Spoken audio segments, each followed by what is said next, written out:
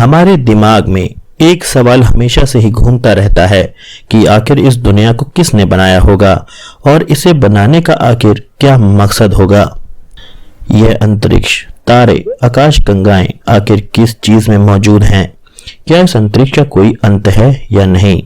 ऐसे सवालों का जवाब इस दुनिया में हर एक इंसान जानना चाहता है, पर आज तक जान नहीं सका, या यूं कहें कि शायद कभी जान भी नहीं पाएगा। पर इंसान जैसे इस धरती पर मौजूद है, हो सकता है कि इंसान या इंसान की तरह ही कोई और जीव भी, जिसे हम एलियंस कहते हैं, वह भी इसी ब्रह्मांड में किसी दूसरे ग्रह पर मौजूद हो। इसकी संभावना बहुत ज्यादा प्रबल है और हो सकता है कि उन्होंने हमें ढूंढ भी निकाला हो और हम पर नजर भी रखते आ रहे हों, पर यह बात हम इंसानों को पता भी ना हो। शायद इंसान अभी इतना विकसित ही नहीं हुआ हो कि दूसरे ग्रह पर जीवन की तलाश कर पाए। लेकिन अगर हम आपसे कहें कि एलियंस ने हमें 13,000 साल पहले ही ढूंढ लिया था और तब से आज तक वो इंसान और इस धरती पर हो रही हर एक घटना को देखते हुए आप पर नजर बनाए हुए हैं, तो शायद आपको विश्वास नहीं होगा।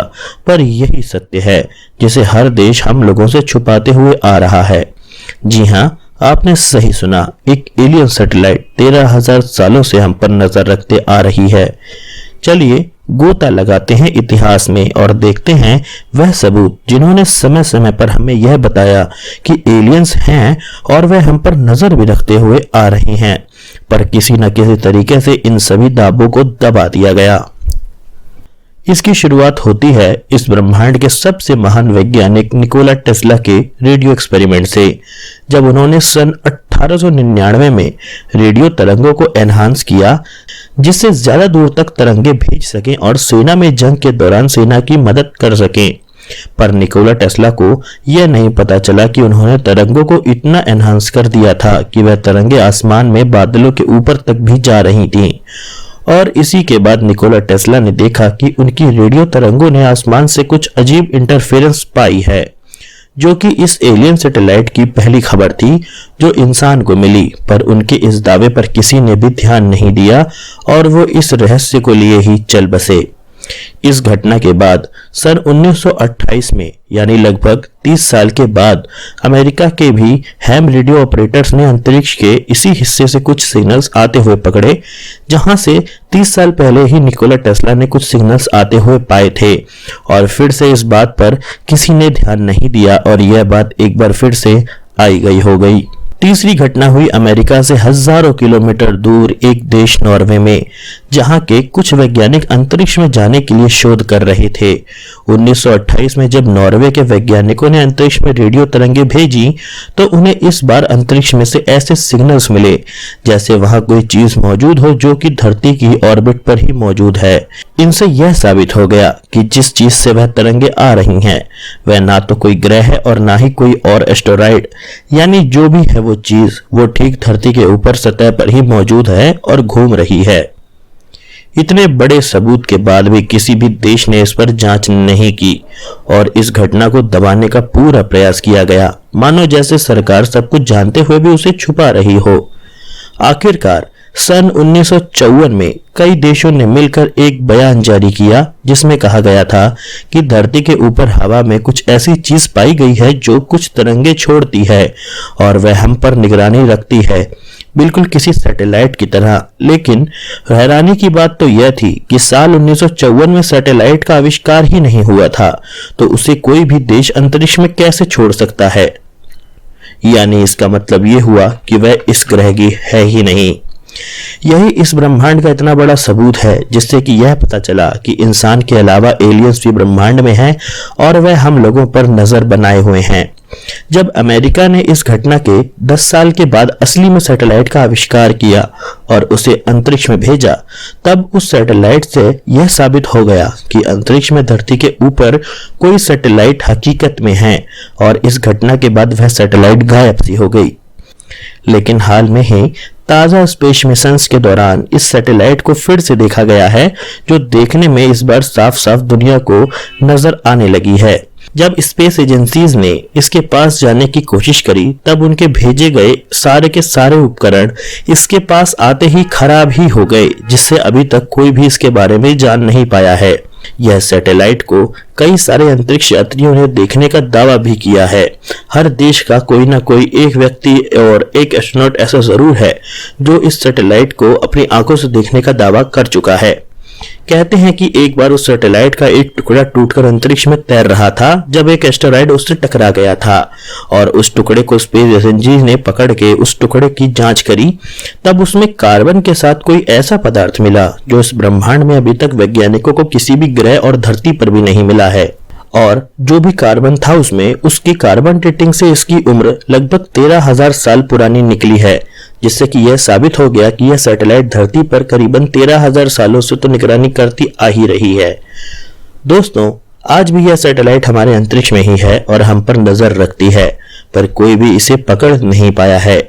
अपने इस वीडियो के अंत में मैं नोस्ट्राडामस की एक भविष्यवाणी और करना चाहूंगा, जिसमें उन्होंने कहा था कि mankind will discover objects in space sent to us by watchers, यानी कि मनुष्य जाति पाएगी कि अंतरिक्ष में कोई चीजें उनको देखने वालों के द्वारा वहां पर भेजी गई हैं।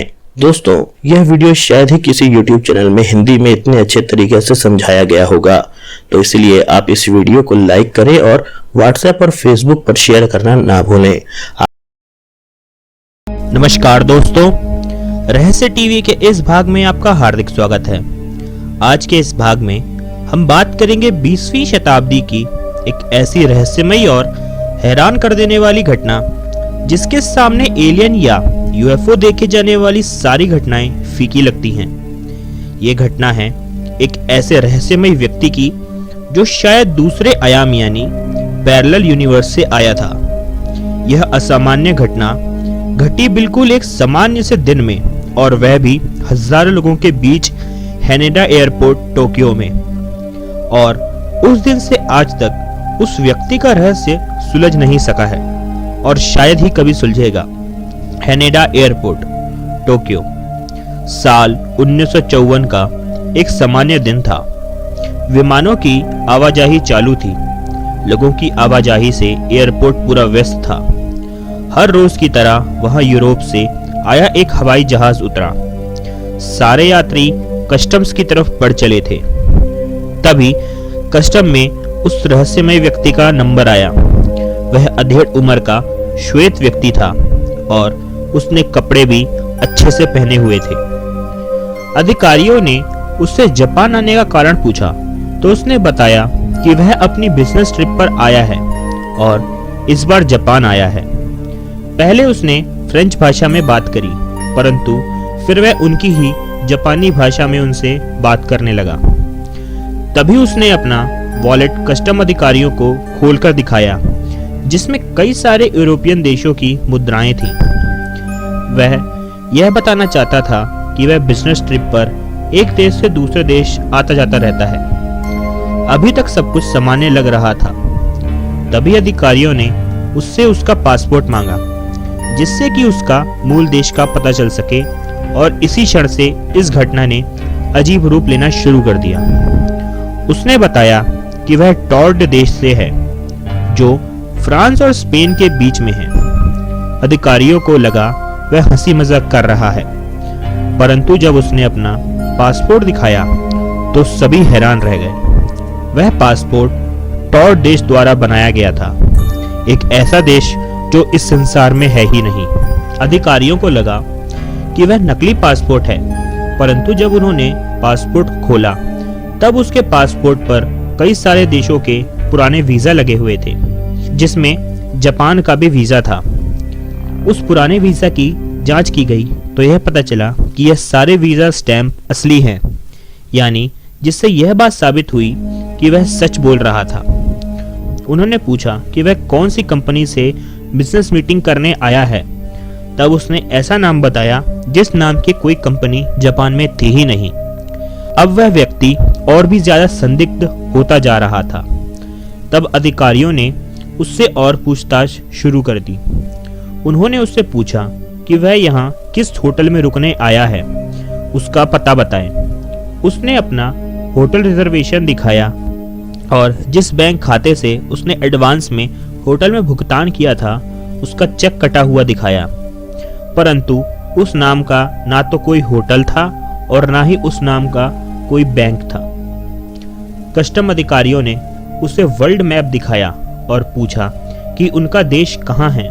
उसने एक छोटे से देश एंडोरा की तरफ उंगली करी। उसने अधिकारियों को कहा कि यहाँ नक्शे पर गलत नाम छपा हुआ है। इस देश का नाम एंडोरा नहीं टॉड है, जो हजारों साल से अस्तित्व में है। वह खुद बुरी तरीके से यह सब देखकर घबराया हुआ था। उस रहस्यमय व्यक्ति को कस्टम ने डिटेन्ड कर लिया और पास के ही होटल में उसको ठहरा दिया और उधर अधिकारी उसकी जांच में लग गए। उसके कमरे के बाहर 2 इमिग्रेशन अधिकारियों को तैनात किया गया था। अगली सुबह एक ऐसी घटना हुई जिससे सभी लोग स्तब्ध रह गए। वह व्यक्ति उस कमरे में था ही नहीं, वह गायब हो चुका था। कुछ लोगों का मानना था कि शायद वह खिड़की से भाग गया होगा, पर रहस्यमयी बात तो यह थी कि वह काफी ऊपर की मंजिल पर थी और जिसके आसपास कोई उतरने का सहारा भी नहीं था। और इससे भी ज्यादा रहस्यमयी बात थी कि खिड़की अंदर से बंद थी और बाहर दरवाजे पर इमिग्रेशन अधिकारी। तो आखिर वह व्यक्ति गायब कैसे हुआ? यह मामला और रहस्यमयी हो गया जब उसकी सारी व्यक्तिगत दस्तावेज, पासपोर्ट, चेकबुक और ड्राइविंग लाइसेंस, जो टॉड देश के द्वारा जारी किए गए थे, एयरपोर्ट के सुरक्षा कक्ष से भी गायब हो गए। टोक्यो की स्थानीय पुलिस और एयरपोर्ट अधिकारियों ने उसे ढूंढने में दिन रात एक कर दिए, परंतु फिर कभी उस व्यक्ति का इस दुनिया में पता नहीं चल पाया। उसके वीजा स्टैंप की जानकारी से हर देश में उसकी खोज की गई, परंतु कहीं उसका कोई सुराग नहीं मिला। वह व्यक्ति आखिर था कौन? यह एक रहस्य ही रह गया है। कुछ लोग मानते हैं कि शायद वो कोई संदिग्ध अपराधी या स्मगलर हो सकता है, पर सोचने वाली बात यह है कि अगर वह व्यक्ति इतना ही शातिर था कि असली वीजा स्टैंप अपने पासपोर्ट पर लगा सकता था, तो वह पासपोर्ट किसी असली देश का बनाता, ना ही कोई नकली देश का जो इस धरती पे मौजूद ही नहीं है, जिससे उसे पुलिस पकड़ ना सके। कुछ शोधकर्ता और विचारक जो समानांतर ब्रह्मांड यानी पैरेलल यूनिवर्स के अस्तित्व पर विश्वास करते हैं, उन सभी का यही मानना है कि यह गलती से किसी माध्यम से इस आयाम में आ गया था और जैसे ही उसे इसका एहसास हुआ, वह किसी तरीके से अपने आयाम जहां से वह आया था वहां वापस चला गया। आपको मैं यह बता दूं कि इस आधुनिक संसार में कुछ बहुत बड़े वैज्ञानिक और शोधकर्ता समानांतर ब्रह्मांड के होने की बात मानते हैं और सर्न के वैज्ञानिकों ने तो यह दावा किया है कि वह आने वाले समय में शायद ब्लैक होल के द्वारा समानांतर ब्रह्मांड की खोज कर सकते हैं। यदि इन वैज्ञानिक तथ्यों से परे हम हिंदू माइथोलॉजी में देखें तो हमें कई ग्रंथों में पैरेलल यूनिवर्स का जिक्र मिलता है और आमतौर पर आपने हिंदू माइथोलॉजी में सुना होगा कि एक व्यक्ति के 7 जन्म होते हैं और इसी के अनुसार हिंदू माइथोलॉजी में 7 समानांतर ब्रह्मांड बताए गए हैं। यह तो हो गई पौराणिक कथाएं, पर आज की दुनिया की बात करें तो हम यह भली भांति जान चुके हैं कि इस ब्रह्मांड में अनगिनत ग्रह हैं और किसी न किसी ग्रह पर जीवन तो मौजूद होगा ही, बस उसे ढूंढने की देर है। क्या पता आने वाले समय में मनुष्य स्पेस टाइम में फेरबदल करना सीख जाए और समानांतर ब्रह्मांड की खोज कर ले।